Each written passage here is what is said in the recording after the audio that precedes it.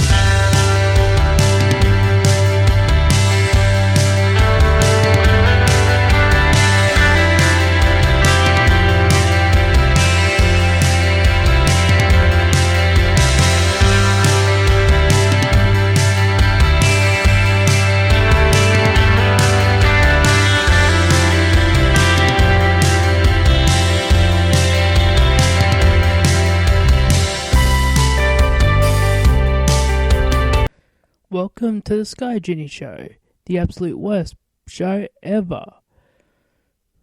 Shoutouts to the guys at the Get in the Corner podcast.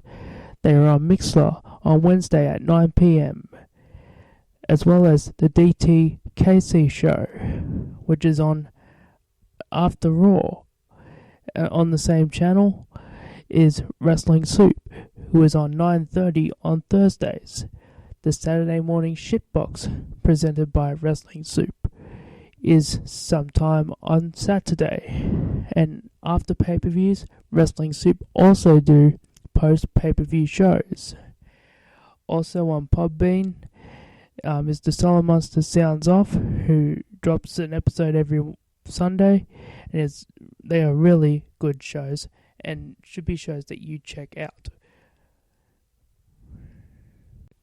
If you would like to follow me on Twitter, I am at SDD916.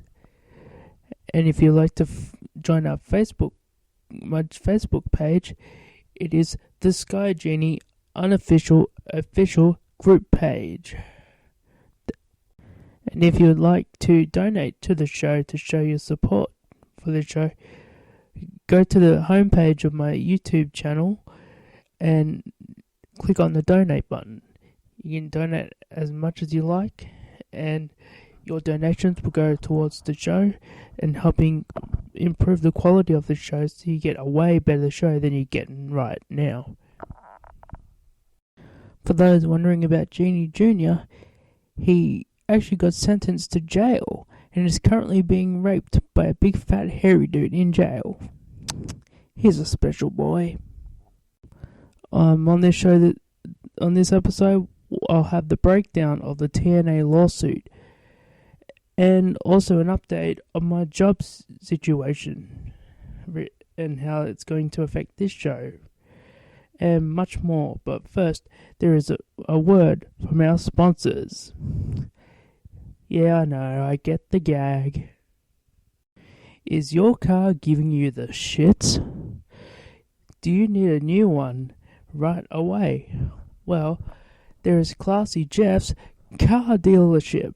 Yes, Classy Jeff's Car Dealership has the best cars around. But if you don't like his cars, he will tell you to go fuck yourself. Stay classy. Are you tired of the regular old dildos?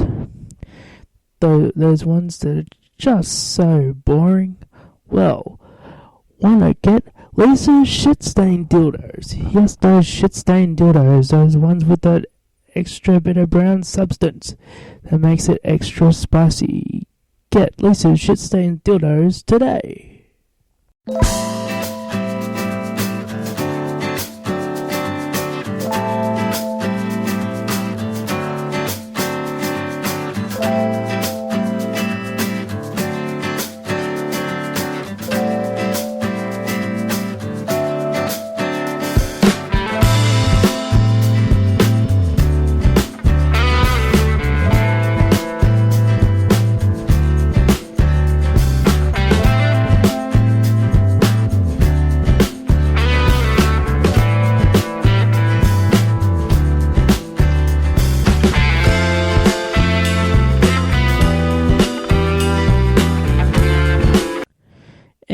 Yeah, back. Well, I guess I'll start with my job interview and how that went. Well, it was yesterday as of recording, and it was a bit weird, okay? First off, in Australia, there's two major supermarket companies, Woolworths and Coles. Well, they are both the big time in competitors and rivals and all that. I used to work at Woolworths for 10 years, and I used to work in the deli, used to work in the night fill, and after a while, hey, you get jack of it and you move on. Well, of course, this is probably the first job interview I've had since then. Pretty much doing the same thing, but for a different company. And the only time I got a reaction out of the boss was when I mentioned that I used to work for Woolworths for 10 years. His eyebrows went up, and that was pretty much it. The rest of the time, he was stone-faced. And I don't know if I got the job or not. Fingers crossed, but for some reason I think, even though to me and you and everybody else, that to me it's probably a bunch of bullshit, but probably to him, and because I've known from my previous boss over at Woolworths, when you're coming from a competitor, what they want to know is, why are you here and not there? So really, it's a weird situation. Hopefully I get the job, and it's casual work for night fill, and cause I want to go back into the deli side of things because that's where my passion sort of lies and my expertise. But if it's meant to be packing shelves, hey, I'll pack shelves. I don't really care. I'm just thinking I probably won't get the job, but then that's probably just me thinking negatively, I guess. And there's on Raw, Paul Heyman came out to do a promo with Brock Lesnar to accept the challenge of Goldberg, and the segment ended abruptly right in the middle of the promo, and it was said that Vince McMahon was furious that the crowd chanted Goldberg sucks even though it was Brock Lesnar's hometown of Minneapolis, Minnesota, and that has me mind boggled a little, because why would you think the fans are gonna boo the hometown boy? I mean, who boos the hometown boy? It's stupid to think so, and really, really out of touch of Vince McMahon to think like that. Yeah, that was a really dumb call on Vince's part. And okay, and usually Vince is usually on the ball with these things. You'll hear snippets here and there, or he knew they were going to chant Goldberg sucks. But you got to also remember that there's a generation gap between when Goldberg was a star and now. There has been a lot of critical things said about Goldberg, and I've been one of them. I am not a fan of Goldberg as per se, but a lot of when you've had fans educated about how much overhyped that Goldberg was, because his best time in the business was during the streak. After the Goldberg streak, Goldberg wasn't really anything after that. His career never recovered in WCW. When he went to WWE, he had a horrible run. Even though he was world champion, it just didn't work out. And And I understand why people are detracted from Goldberg, and Vince is upset about Minneapolis booing him. Apparently, they're in Canada next week. I believe it's next week, and they're especially going to be at Survivor Series. And has you wondering, what do you think the fans are going to do there? Because it was Goldberg who ended the career of Bret Hart, and I find it really weird and stupid of Vince McMahon to sort of think that. I don't know him personally, but really, what a dumb call. So, I guess we could go on to breaking down the TNA lawsuit. Well, and from what I've been reading, Billy Corrigan really doesn't have much of a chance to really go anywhere in this case, because apparently there's a law in Tennessee where there's a property law where if you put money in, you cannot claim it as yours, as it's kind of illegal to do so. So Billy Corrigan most likely will not get TNA, and the next scheduling is meant to be next Monday, US, if I'm not mistaken. And if that's the case, unless Billy Corrigan can somehow find some way to get around it, he ain't getting that company. And Dixie kind of gets away with this and kind of making Billy Corrigan look like a fool. And well, but that's kind of Billy Corrigan's fault, because he should have looked into this beforehand instead of just going by the seat of his pants. But anyway, the rest of TNA's problems, just because they got around this part, does not mean that TNA is in a good place here, because TNA put this tax deal on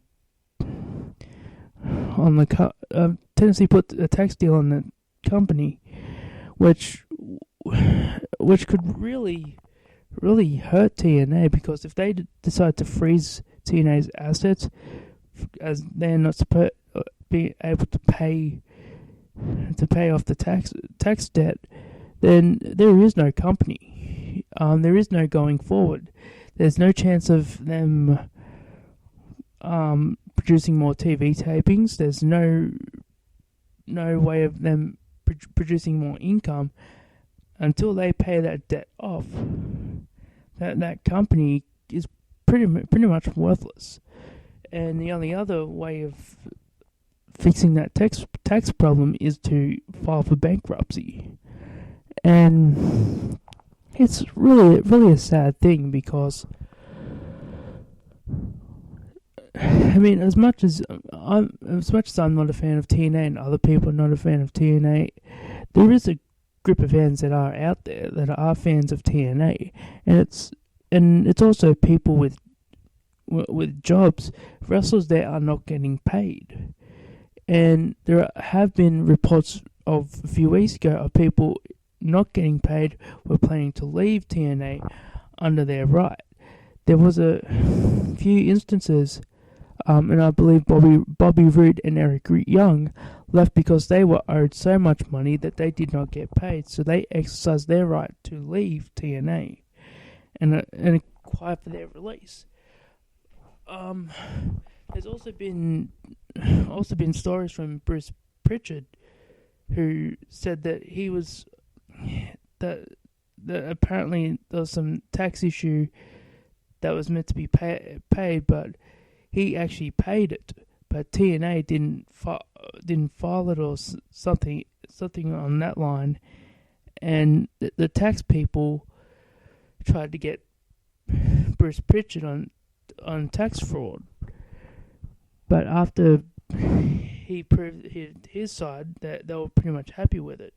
And I am really surprised that tax people didn't get on TNA then. So TNA is in a real big mess right now, and if there's any saving it, it's kind of been gone, because I think Billy Corrigan was really that last-ditch effort. And if he can't get the company, it's pretty much done, because Dixie's an idiot. Dixie is a complete, utter idiot. And okay, over 14, 15 years that company has been in business, okay, tax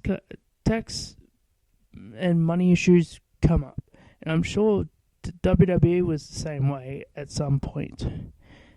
Probably WCW was the same at some point. I mean, hey, you own a business, you're like, after 10 years, you're probably going to find a lot of businesses have a lot of debt. It's nothing new, it's nothing out of the ordinary.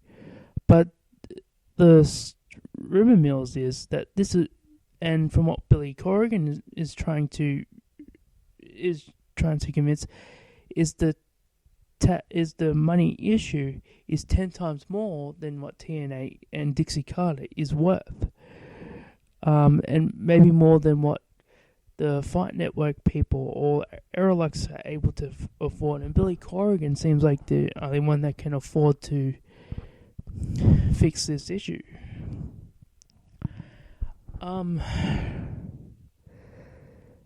It's a sad moment, and it's really sad, because you hate seeing companies go, because as a fan and as wrestling fans, we want that alternative. All the time we have WWE, like Raw, SmackDown, NXT, and whatever secondary shows. I mean, if you're like me, I cannot stand WWE more than 4 hours a week.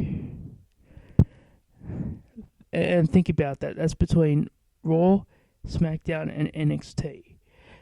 Before the whole drafting was going around, and before SmackDown decided to become good again, I only watched Raw and NXT a week, and maybe a pay-per-view. I would never watch more than that, because WWE product pisses me off a lot. And I can't understand people watching a full week of WWE programming, whether it's wrestling or Total Divas or the Tough Enough. I have to watch something else, and it came to a point, and I'll be watching TNA as an alternative. But when that kind of became stupid, I mean, Eric Young is not a world champion to me. Eddie Edwards is not a world... Okay, Eddie Edwards was a former Ring of Honor world champion. But the thing is, Ring of Honor can do that. They are not... Even though they are... At the moment, probably right now, they're the second biggest promotion in wrestling today because of TNA's issues. They're not as well known as TNA, but they are slowly growing. And from their business model, they have never ever gone outside their means. They have not gone to bigger arenas to have probably probably just a quarter of the people of the capacity to show up. I mean, yes, they get baseball stadiums and stuff like that, but then wrestling has done that forever. I mean, and outdoor arenas, okay, that's you don't expect much of an outdoor arena. Indoors, well, you're expecting a house. Because the outdoor is probably a giveaway show, and it's really just a combination of ending a feud. That's why if you watched the NWA days or AWA and all that, and all the Shea stadiums, the outdoor arenas were to build to a big event, and to make it feel sort of special, like what WrestleMania is today. And, well, WrestleMania has pretty much become an outdoor event. And as it's a big spectacular. It's that big deal. And I was watching, and of course I watched the TNA pay-per-view, as you will hear back. I reviewed it, and it did not feel that special to me. And this was meant to be their big show of the year. When you promote a big show, it is meant to feel special. Yes, granted, there have been WrestleManias that have not felt special, that were just events in an arena. But this show felt like a weekly TV show, and it really honestly felt like I missed nothing in the last 3 or 4 years that I stopped watching. That's how bad I thought the pay-per-view was. The pay-per-view was not bad. I mean, I believe I even said the pay-per-view was good, but the expectation, I believe, was disappointing. Very disappointing. But anyway, I really hope TNA really gets there's some way to get their act together. If not, this business that company is done. And it's really sad, because you have a lot of wrestlers there that really should be commended, because they are actually exceptionally good talents. I mean, there's guys like EC3 there. I mean, I figured that guy out to be a star before when he debuted. I mean, he just came off as a star. He was the best heel on the show. There was a point in time where TNA had all these factions upon factions inside factions. You had aces and eights. You had the Dollhouse. You had pretty much whatever the fuck. And every time it was the same storyline. Oh, we're a group. We're here to take over TNA. We're here to take over TNA. And when it came to EC3, he was not. The reason why I liked him, because he was not in a faction. Yes, he was in that sort of Dixie sort of faction, but but when that ended, he went off by himself and made himself an individual heel. And I said this to everybody: do not, before he became world champion, do not put him in a faction. Do not put him. Okay, maybe give him a bodyguard, which they did with Tyrus, but do not put that guy in a faction. Make that guy become a singles star, a singles heel. Build that company around him being the single big heel. And that's what TNA did, and I commend TNA for that. That was probably one of the smartest moves since AJ Styles left that they did, is make him the heel world champion. And when I was watching the pay-per-view and I saw him lose, and I'm thinking, okay, well, maybe they want to continue Bobby Lashley, but down the line they gave it to Eddie Edwards. They gave the title to Eddie Edwards, and to me, that's like, what was the point of the pay-per-view? Because the pay-per-view is meant to be the final. It's meant to be that final payoff. Yes, you can start a new storyline down the road, but that's meant to be the end of the feud. There's probably few times we have had storylines at WrestleMania that was a continuation, like the Steve Austin heel turn. That was one of the few times that it was a continuation of a storyline. But other than that, most of the storylines ended at WrestleMania, because that was point A to B, point A to Z or Z or whatever your country says. It's mind-boggling, and that's what pisses me off about a lot of wrestling. With wrestling in general, is when they build up to a pay-per-view to end, and with TNA they don't kill the storyline. They do something else down the road for an ending, and I'm just thinking, why do I bother with this company? That I haven't watched TNA since that pay-per-view. I don't intend to watch TNA since that pay-per-view. And people will call me a hater. Well, give me something not to hate about it. But that's my stance. That's my chat on this episode of TNA. On that note, I think that will be wrapping it up for this episode of the Sky Genie Show. I do plan to do a review show for Hell in a Cell. When that will drop, I don't know. Maybe I'll do it after Wrestling Soup does their review show, but it will be either then or I'm thinking probably before Raw. But otherwise, I don't. It will be up. Anyway, thank you for listening to this episode of the Sky Genie Show. Please like and subscribe. Please donate if you can.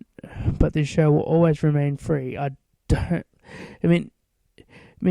The donations is all it's pretty much going to go to is this show and pretty much improving audio quality and maybe afford Skype and maybe get people to do co-hosts. People like Classy Jeff of who's in the chat of Wrestling Soup and Get in the Corner, because he offered to co-host the show, and because I can't afford Skype, so I can't really do it. But maybe I have Yuck Nasty on, maybe I have a few other guys on at one point.